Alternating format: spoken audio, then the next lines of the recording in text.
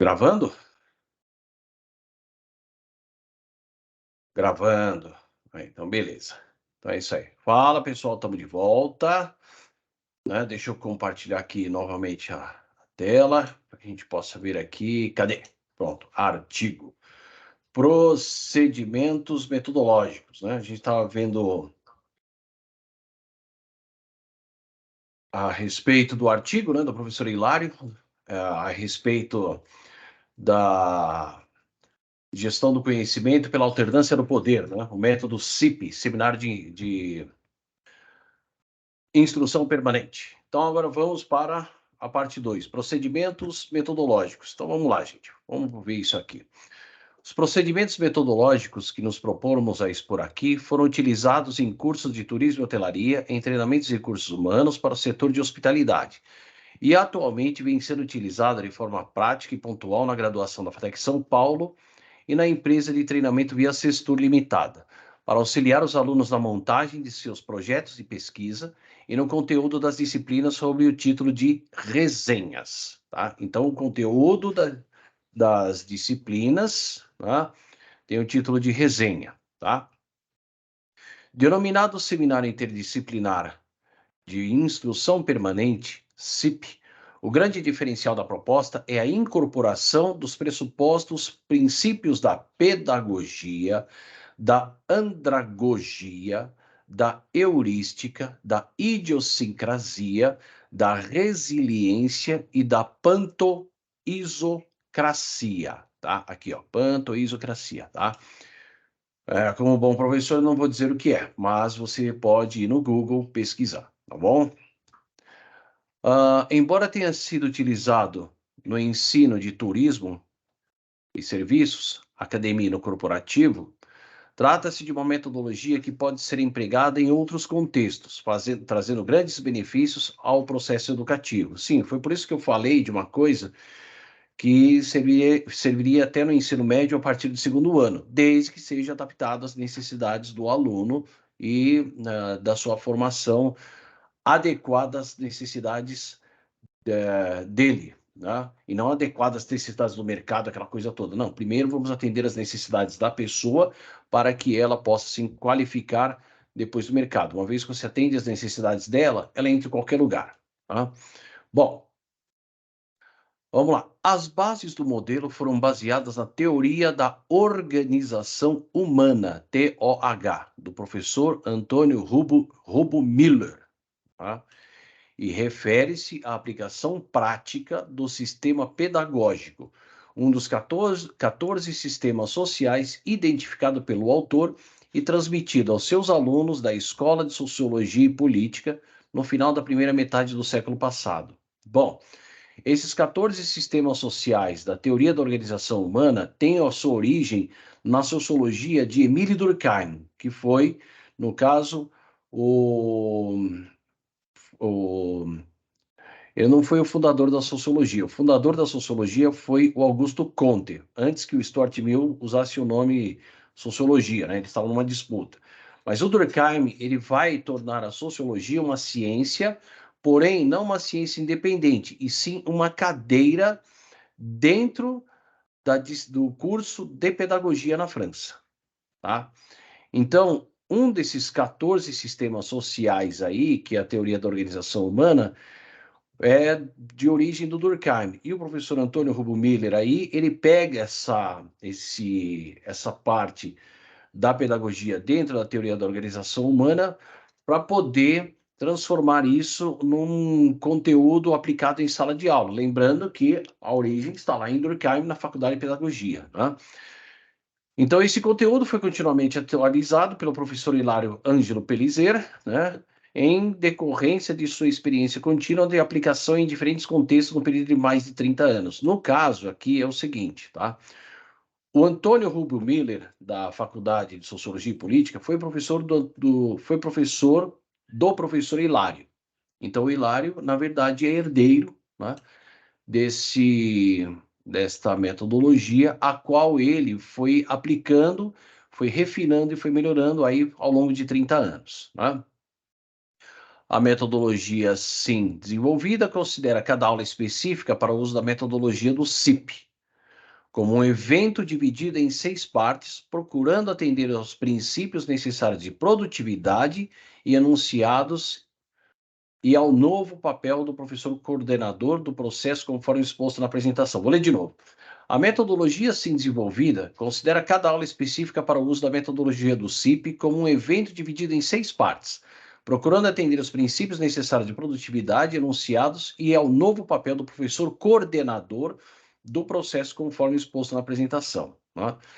Cada aula ou sessão do CIP se inicia com o professor / coordenador, né? Porque aí, no caso, tem um coordenador que é eleito pela sala, que pode trabalhar em conjunto com o professor, o qual abre os trabalhos e passa os avisos, recados e demais informações pertinentes para a contextualização dos participantes sobre o que será desenvolvido e por quem. Tá? Então, no caso, só fazendo um pequeno adendo aqui, se isso for aplicado no ensino médio, seriam os recados, avisos, tal, contextualização dos participantes em cima do ensino das disciplinas. Tá? Você pegar o tema lá, por exemplo, na área de física, como é que se chegou à fórmula de massa, peso, de aceleração, tá? Para dar um exemplo. Em matemática, qual a importância da etnomatemática para as matemáticas desenvolvidas aí no século XIX na Alemanha? São ideias que eu estou tendo aqui, tá? Porque eu quero puxar um pouco isso para o ensino médio e também para os primeiros semestres, os primeiros anos da graduação, tá? O, o primeiro,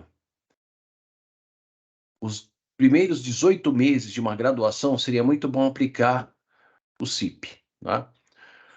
Bom, vamos lá.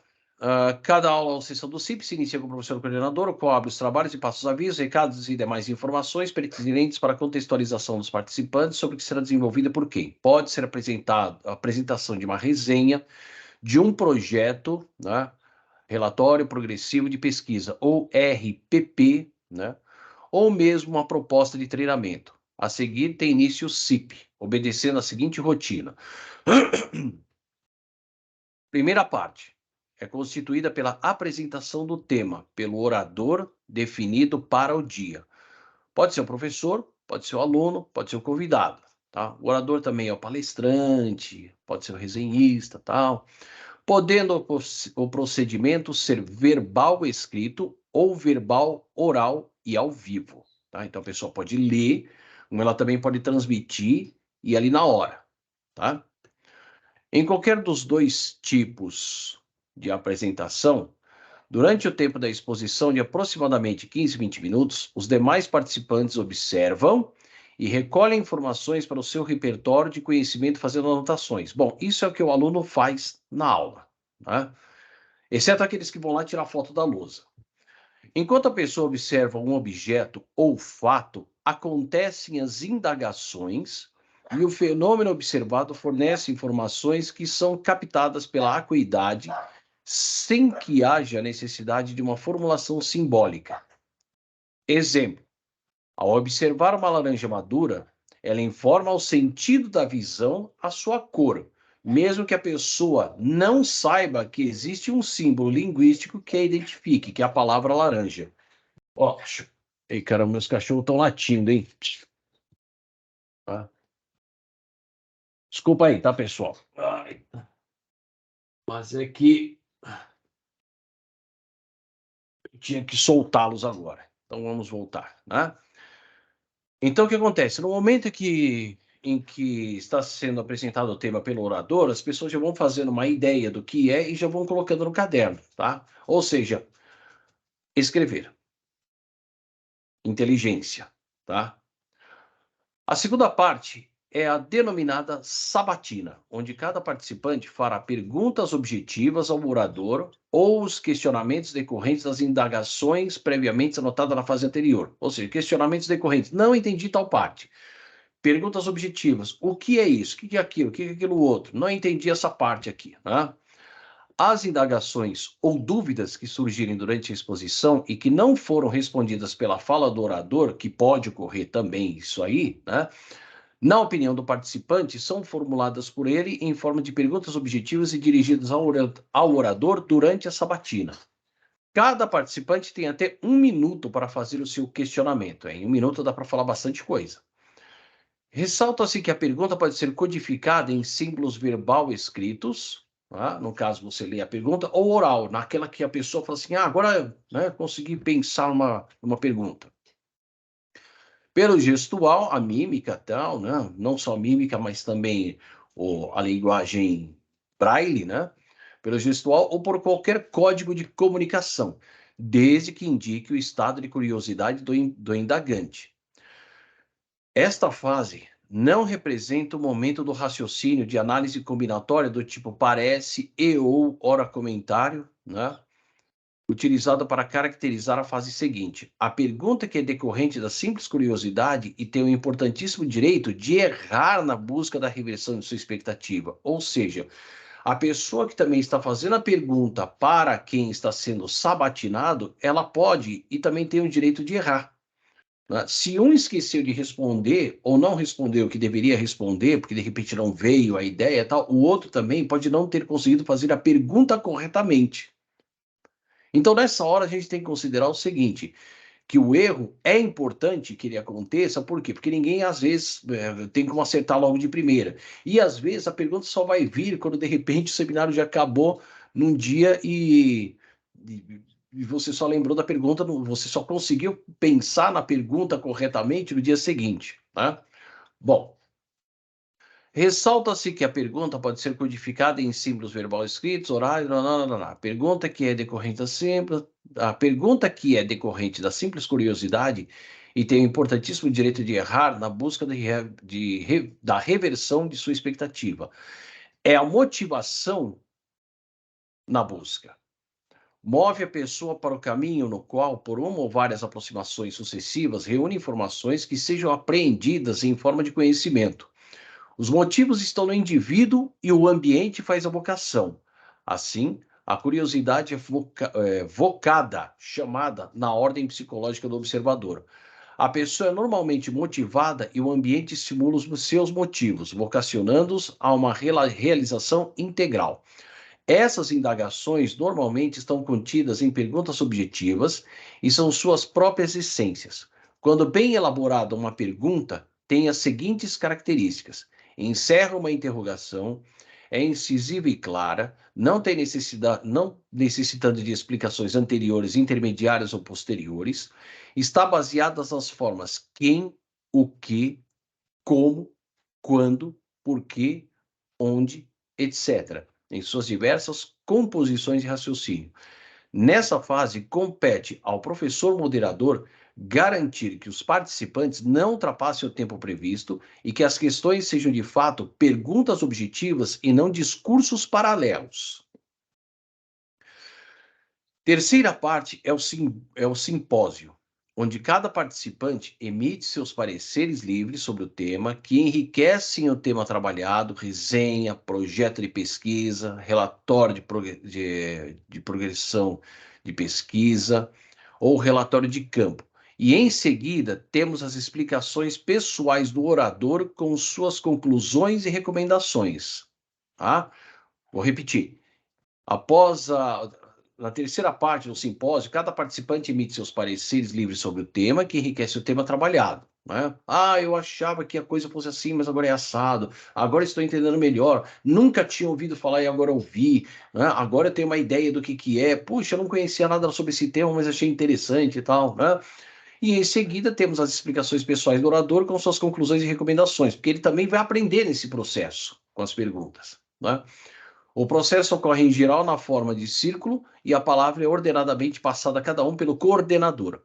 As contribuições de cada participante são dadas na forma de pareceres, sendo estimulado que todos anotem todas as contribuições, ou seja, todo mundo anota a pergunta de todo mundo.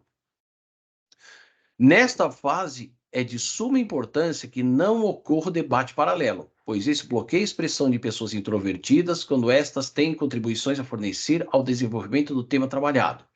É preciso colher todos os frutos para que nada fique perdido. Uma pequena frase pode conter grande contribuição e um erro pode levar a ponto de acerto. Tá?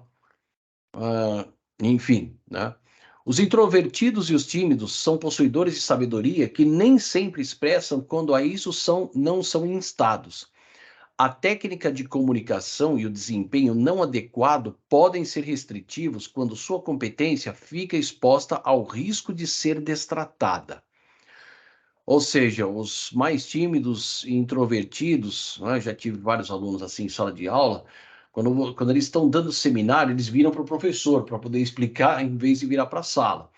E aí, o que o professor faz? O professor se levanta, fica do lado dele, né?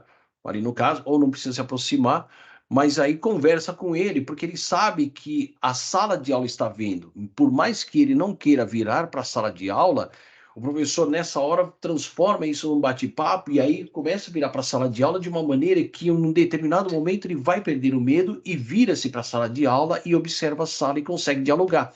Porque aí os outros vão lhes dirigir perguntas que as quais ele vai saber responder, né?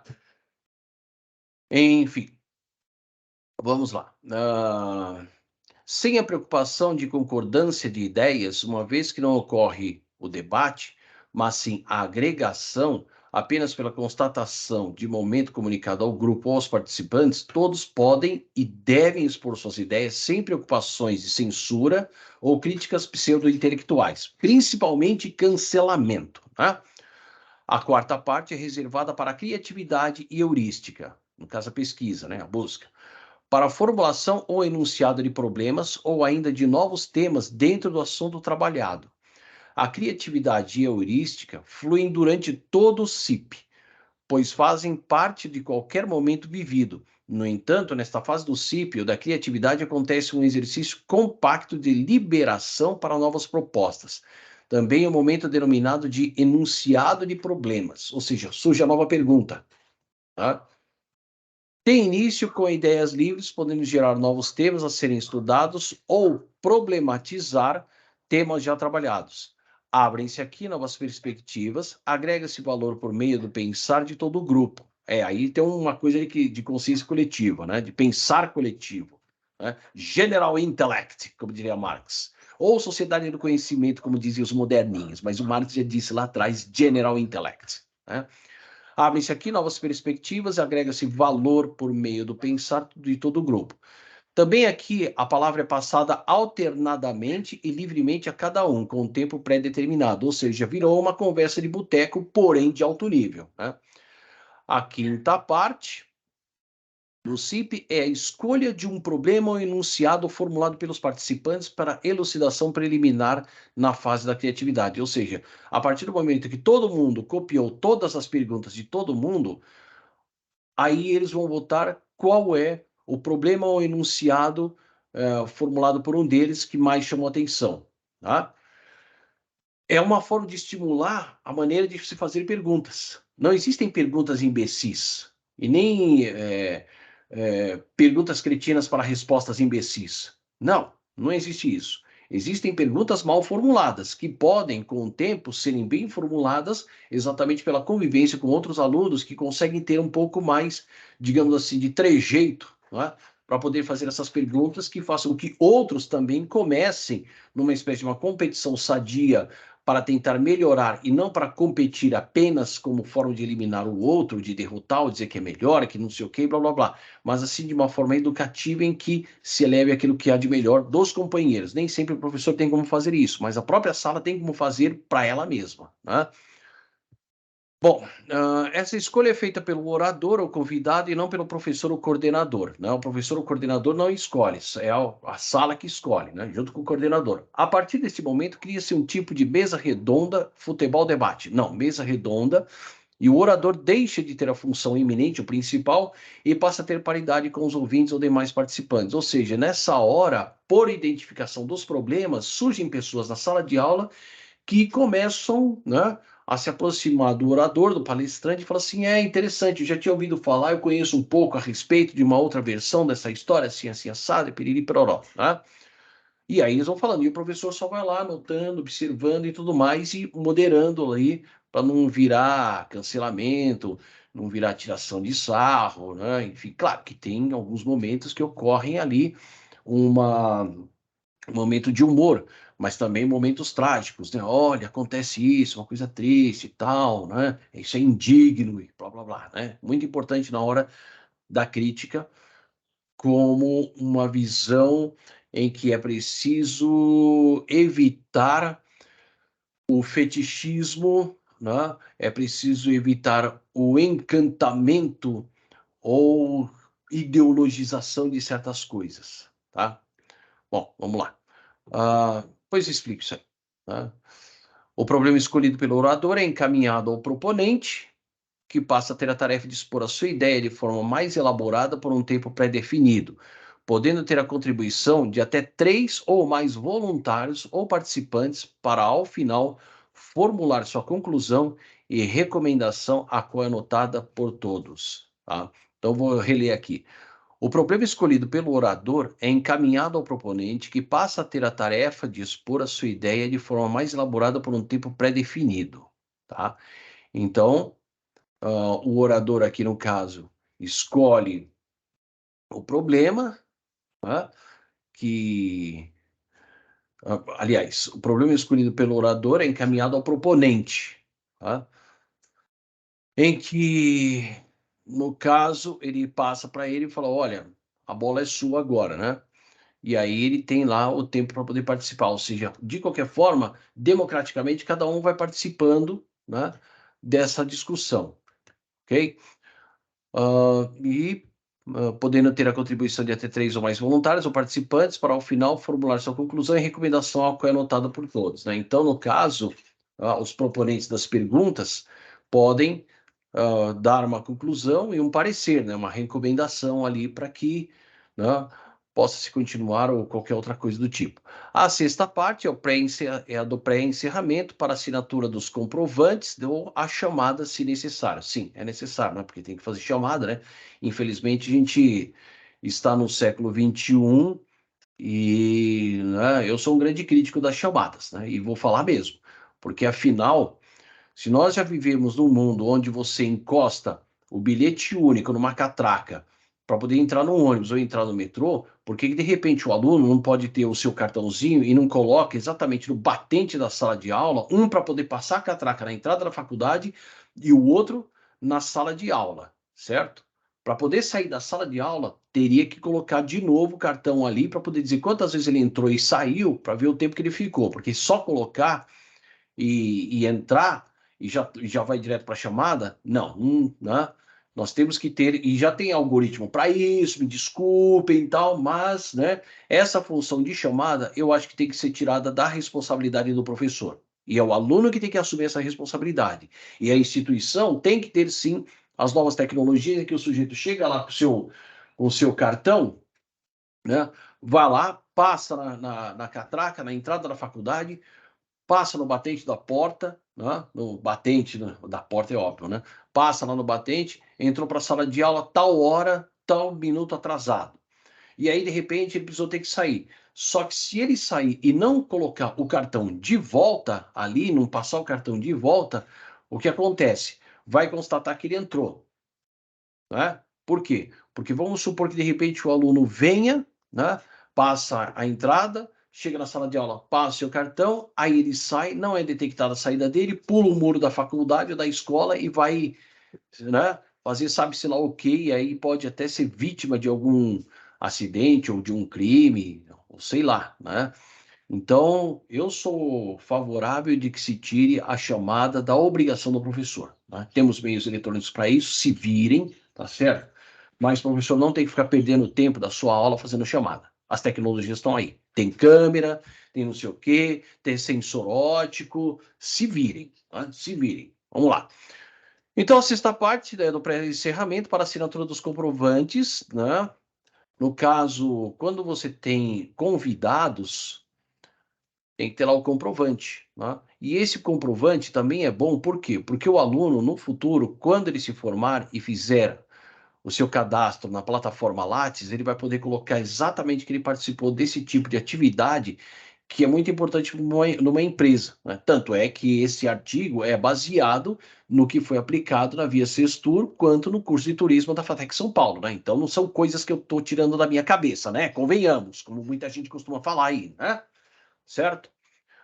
Embora em um primeiro momento esses procedimentos possam parecer rígidos, eles estabelecem regras de atuação e de comportamento que permitem a participação de todos de forma organizada no processo, incentivando os mais tímidos e refreando os mais afoitos ou impetuosos. Trata-se de aprender a participar e a emitir opiniões de forma objetiva, no momento certo, permitindo também a participação dos demais. Treina-se a habilidade de ouvir o outro e anotar a sua contribuição em um processo sistemático que treina a reflexão, incorporando todas as nuances do pensar em grupo, a consciência coletiva. O resultado é a cooperação e a construção comum do conhecimento, reunindo os saberes de múltiplas procedências em uma atitude interdisciplinar ou multidisciplinar. É o verdadeiro General Intellect do Marx. Né? Bom, pessoal, se você gostou desse conteúdo, eu peço que você se inscreva no canal. Se você não for inscrito, que ative as notificações. Eu vou ficando por aqui e logo, logo eu volto com a parte 3, os fundamentos do Seminário de Instrução Permanente, o CIP. Tá bom? Um forte abraço e até lá.